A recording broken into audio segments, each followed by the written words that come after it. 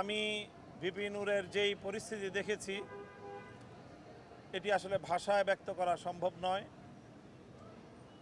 তার ডান চোখ যেভাবে ইনজুরির শিকার হয়েছে এবং মাথায় যে আঘাতের চিহ্ন দেখলাম পুরোপুরি ফেটে গেছে এবং নাকে তো দেখা যায় না, ওখানে সম্পূর্ণ ব্যান্ডেজ করা, তো এক ভীতিকর ভয়াবহ অবস্থা এক কথায় বলতে গেলে।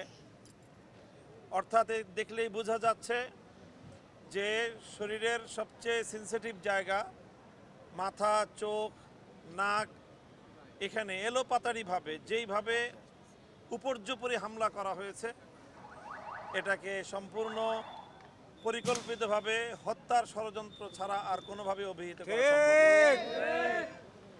নুরুল হক নূর সাহেবকে যেভাবে আঘাত করা হয়েছে এবং তার দলীয় নেতাকর্মীদেরকে, এমনকি তাদের দলীয় কার্যালয়ে ঢুকে আইন শৃঙ্খলা রক্ষাকারী বাহিনীর সদস্যরা এইভাবে তাদের উপর চড়াও হয়েছে। বাংলাদেশে এখন রাজনীতিবিদ হিসেবে আমরাও আমাদের জীবনকে নিয়ে আমরা আজকে শঙ্কিত, আমাদের নিরাপত্তা নিয়ে আমরা আজকে শঙ্কিত। আমরা অত্যন্ত উদ্বেগ এবং উৎকণ্ঠার সাথে যে কথাটি ব্যক্ত করতে চাচ্ছি সেটা হলো এই, আজকে এই 29শে আগস্টের এই হামলা এটা আমাদেরকে মনে করিয়ে দিচ্ছে যে 2024-এর 5ই আগস্ট পূর্ববর্তী পুলিশের চরিত্র কোনো পরিবর্তন ঘটেনি। দেশ আজ গভীর সংকটের মুখে। পরাজিত শক্তি তারা যে কোনো উপায়ে জুলাই বিপ্লবীদের কাছ থেকে প্রতিশোধ গ্রহণ করার জন্য তারা মারমুখী হয়ে উঠেছে। এটি আসলে তাদের একটি টেস্ট কেস।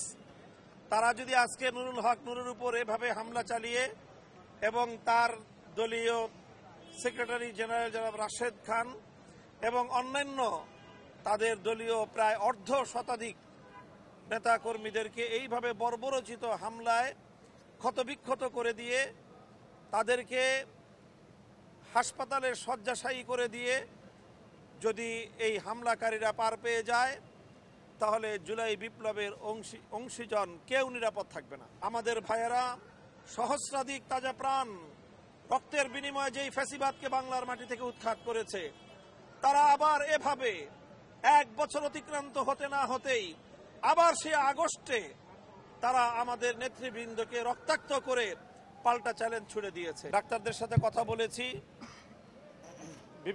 নুরুল হক নূরের অবস্থা সংকটাপন্ন, আরও কয়েকদিন লাগবে হয়তো, তারপরে পরিপূর্ণ অবস্থা অনুমান করা যাবে যে ক্ষত এবং আঘাতের চিহ্নটা কতটা গভীর, মস্তিষ্কের ক্ষতটা কতটা গভীর এবং তার চোখের কি অবস্থা।